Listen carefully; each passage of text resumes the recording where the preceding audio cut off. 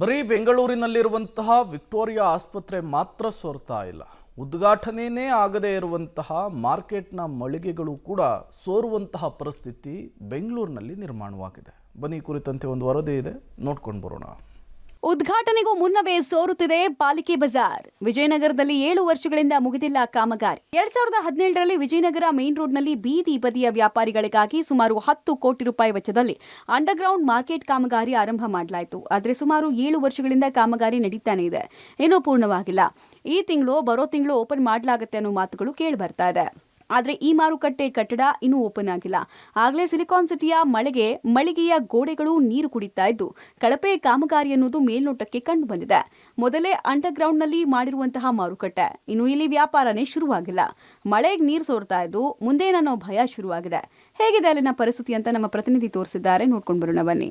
ವಿಜಯನಗರದಲ್ಲಿ ಆಗ್ತಿರುವಂಥ ಟ್ರಾಫಿಕ್ಗೆ, ಅದರಲ್ಲೂ ಎಸ್ಪೆಷಲಿ ಮಾರ್ಕೆಟಲ್ಲಿ ಆಗ್ತಿರುವಂಥ ಟ್ರಾಫಿಕ್ಗೆ ಮುಕ್ತಿ ಕೊಡೋದಕ್ಕೋಸ್ಕರ BBMP ಹೊಸದಾಗಿ ಪಾಲಿಕೆ ಬಜಾರ್ನ ಶುರು ಮಾಡೋದಕ್ಕೆ 2017ರಲ್ಲಿ ಚಾಲನೆ ಕೊಟ್ಟಿದೆ. 7 ವರ್ಷ ಕಳೆದಿದೆ, ಇನ್ನೂ ಉದ್ಘಾಟನೆ ಭಾಗ್ಯ ಆಗಿಲ್ಲ.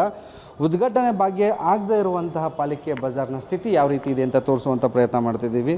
ಕಳೆದ 3-4 ದಿವಸಗಳಿಂದ ಬೆಂಗಳೂರಲ್ಲಿ ಮಳೆ ಆಗ್ತಿದೆ. ನಿಮಗೆ ಒಂದು ಒಳಭಾಗಕ್ಕೆ ಮೊದಲು ಬಂದುಬಿಡ್ತೀನಿ. ಇಲ್ಲಿ ಇನ್ನೂ ಯಾವಾಗ ಇದು ಉದ್ಘಾಟನೆ ಆಗುತ್ತೆ ಅಂತ ಜನ ಕಾಯ್ತಿದ್ದಾರೆ. ಯಾಕಂದರೆ ಇಲ್ಲಿನ ಬೀದಿ ಬದಿ ವ್ಯಾಪಾರಿಗಳಿಗೆ ಇಲ್ಲಿ ಅಂಗಡಿಗಳು ಶಿಫ್ಟ್ ಮಾಡ್ತಾರೆ, ಇಲ್ಲಿ ವ್ಯಾಪಾರ ಮಾಡ್ಕೋಬೋದು ಅಂತ ಆಸೆಯಲ್ಲಿದ್ದಾರೆ. ಆಲ್ಮೋಸ್ಟು ಇನ್ನೂ 7 ವರ್ಷ ಕಳೆದ್ರೂ ಇನ್ನೂ ಉದ್ಘಾಟನೆ ಭಾಗ್ಯ ಆಗ್ತಿಲ್ಲ. ನಿಮಗೆ ದೃಶ್ಯದಲ್ಲಿ ನೋಡ್ತಿರ್ಬೋದು, ಈಗಾಗಲೇ ಕಟ್ಟಡ ಕಟ್ಟಿ ಕಾಮಗಾರಿ ಸಂಪೂರ್ಣ ಆಗೋದಕ್ಕಿಂತ ಮುಂಚೆನೇ ಕಟ್ಟಡ ಶಿಥಿಲಾವಸ್ಥೆಗೊಂಡಿರುವಂಥದ್ದು. ಮಳೆ ನೀರು ಸೋರಿಕೆಯಾಗಿ ಗೋಡೆಗಳು ನೆನೀತಿರೋದು ಸ್ಪಷ್ಟವಾಗಿ ಕಾಣಿಸ್ತಿದೆ. ನೋಡ್ತಿದ್ದೀರಾ ದೃಶ್ಯಗಳಲ್ಲಿ ಪಾಲಿಕೆ ಬಜಾರ್ನ ಒಳಭಾಗದ ದೃಶ್ಯಗಳಿದು.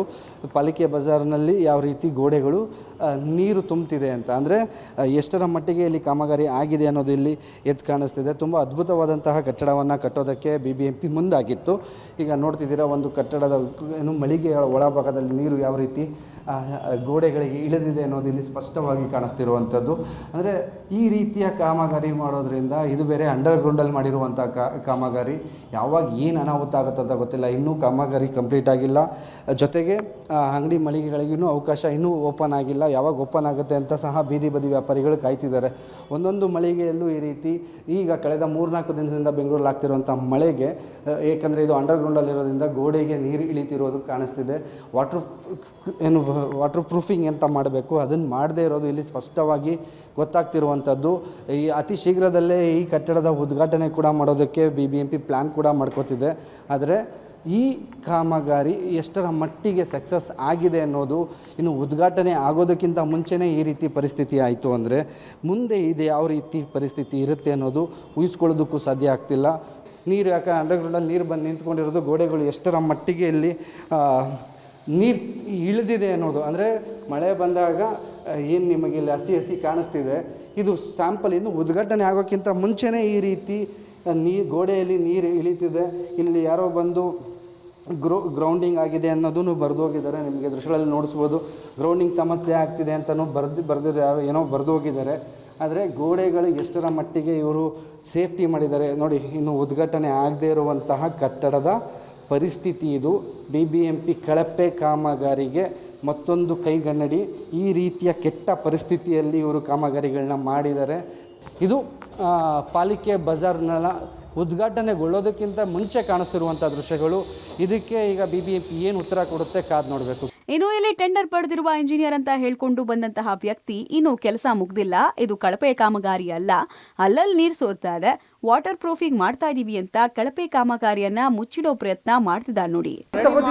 ಕೆಲಸ ಮಾಡ್ತಾ ಇದೀವಿ ಅಂತ ಹೇಳ್ತಾ ಇದೀವಲ್ಲ, ಕೆಲಸ ಮಾಡ್ತೀರಿ ನೀವು, ಕಳಪೆ ಕಾಮಗಾರಿ ಅಂತ ಹೇಳ್ತಾ ಇದ್ರೆ ಅದಕ್ಕೆ ನಾನು ಕೇಳಿ ಕಳಪೆ ಕಾಮಗಾರಿ ಇನ್ನೇನಂತ ಕರೀತಾರೆ ಸರ್. ಈಗ ನಾವು ಓಪನಿಂಗ್ ಕೊಟ್ಟಿದೆ ಅಂತ ಹೇಳ್ತಿರೋದು, ನಾವು ಕೆಲಸ ಮಾಡ್ತಾ ಇದೀವಿ. ಇನ್ನು ಇಲ್ಲಿಗೆ ಸ್ಥಳೀಯ ಶಾಸಕರಾದ ಕೃಷ್ಣಪ್ಪ ಭೇಟಿ ಕೊಟ್ಟು ನೀರು ಸೋರ್ತಾರೋರನ್ನ ಗಮನಿಸಿದ್ದು, ಕೆಲಸ ಮಾಡೋರಿಗೆ ವಾರ್ನಿಂಗ್ ಕೂಡ ಕೊಟ್ಟಿದ್ದಾರಂತೆ. ಆದಷ್ಟು ಬೇಗ ಕೆಲಸ ಮುಗಿಸ್ಕೊಡುವಂತೆಯೂ ಸೂಚಿಸಿದ್ದಾರಂತೆ ಅಂತ ಬೀದಿ ಬದಿ ವ್ಯಾಪಾರಿಗಳು ಹೇಳಿದ್ದಾರೆ. ಅಂದರೆ ಒಂದು 2-3 ಜಾಗ ತೊಟ್ಟಿಗ್ತಾ ಇದೆ. ಅಂದರೆ ಅದು ಪೈಪ್ ಲೈನ್ ಹೋಗಿತ್ತು ಕೆಳಗಡೆ ನೀರಿದು, ಅದೆಲ್ಲ ತೆಗೆದು ಚೇಂಜ್ ಮಾಡಿ ಮೊನ್ನೆ MLA ಸಾಹೇಬರೆಲ್ಲ ಬಂದು ಇನ್ಸ್ಪೆಕ್ಷನ್ ಮಾಡಿ ಫೈನಲಾಗಿ ಹೇಳ್ಬಿಟ್ಟು ಹೋಗಿದ್ದಾರೆ. ಅದಕ್ಕೆ ಅವ್ರು ಇವಾಗೆಲ್ಲ ವಾಟರ್ ಪ್ರೂಫಿಂಗ್ ಎಲ್ಲ ಮಾಡಿ ರೆಡಿ ಮಾಡಿಕೊಡ್ತೀವಿ ಅಂತ ಹೇಳಿದ್ದಾರೆ. ಅಲ್ಲ, ಯಾರು ದುಡ್ಡಾದರೂ ಕೆಲಸನೇ ಅಲ್ವಾ. ಅದನ್ನು ಈಗ ಮಾಡಿಸ್ತಾ ಇರೋದು ನಮ್ಮ MLA ಸಾಹೇಬರು. ಅವರು 2-3 ಸತಿ ಬಂದು ಇನ್ಸ್ಪೆಕ್ಷನ್ ಮೊನ್ನೆನೂ ಬಂದಿದ್ದರು. ಬಂದು ಅವ್ರೇನೇನು ರಿಪೇರಿ ಮಾಡಬೇಕು ಎಲ್ಲ ಹೇಳಿ ವಾರ್ನಿಂಗ್ ಮಾಡಿಬಿಟ್ಟು ಇನ್ನು 6ನೇ ತಾರೀಕು 7ನೇ ತಾರೀಕು ಒಳಗಡೆ ನಮಗೆ ಕ್ಲಿಯರ್ ಮಾಡಿಕೊಡಿ ಅಂತ ಹೇಳಿದ್ದಾರೆ. ಅವರು ಎಲ್ಲ ಕ್ಲಿಯರ್ ಮಾಡ್ತೀನಿ ಅಂತ ಹೇಳಿದ್ದಾರೆ. ಅದಾದಮೇಲೂ ಅದು ಬಂದು ಇನ್ಸ್ಪೆಕ್ಷನ್ ಮಾಡಿ ಆಮೇಲೆ ಹಂಚಿಕೆ ಅಂತ ಅವರೇ ಹೇಳಿದ್ದಾರೆ. ಪಾಪ ಅವ್ರು ನಮ್ಮ ಸೇಫ್ಟಿಗೋಸ್ಕರ ಅವರು ಪಾಪ 4-5 ಸತಿ ಬಂದು ಓಡಾಡಿದ್ದಾರೆ. ಅದಕ್ಕೋಸ್ಕರನೇ ಅವರು ಯಾವಾಗಲೂ ಓಪನ್ ಮಾಡಿರೋರು ಫಸ್ಟ್ ಸೇಫ್ಟಿ ಅಂದ್ಬಿಟ್ಟು ನಮ್ಮ MLA ಸಾಹೇಬರು 4 ಸತಿ ಇನ್ಸ್ಪೆಕ್ಷನ್ ಮಾಡಿ ತಿರ್ಗಾ ನಾಳೆ ಇನ್ನೊಂದು 3 ದಿವಸ ಇದು ಕ್ಲಿಯರ್ ಅಂತ ಅವ್ರು ಹೇಳಿದ ತಕ್ಷಣ ತಿರ್ಗಾ ಇನ್ಸ್ಪೆಕ್ಷನ್ ಮಾಡಿ ನಮ್ಗೆ ಹಂಚಿಕೆ ಕೊಡೋದು. ಒಟ್ನಲ್ಲಿ ಈ ಮಾರುಕಟ್ಟೆಯಲ್ಲಿ ಮೂಲಭೂತ ಸೌಲಭ್ಯಗಳನ್ನೇ ಒದಗಿಸಿಲ್ಲ ಅಂತ ಪಬ್ಲಿಕ್ ಟಿವಿ ಕಳೆದ ತಿಂಗಳು ವರದಿ ಮಾಡಿತ್ತು. ಈಗ ಇದು ಕಳಪೆ ಗುಣಮಟ್ಟದ ಕಾಮಗಾರಿ ಅನ್ನೋದು ಅಲ್ಲಿನ ಗೋಡೆಗಳೇ ಹೇಳ್ತಾ ಇದ್ದು, ಮುಂದೆ ಅದು ಹೇಗೆ ಇದು ಬಳಕೆಗೆ ಬರುತ್ತೋ ಗೊತ್ತಿಲ್ಲ. Maruti Belluru, Public TV, Bengaluru.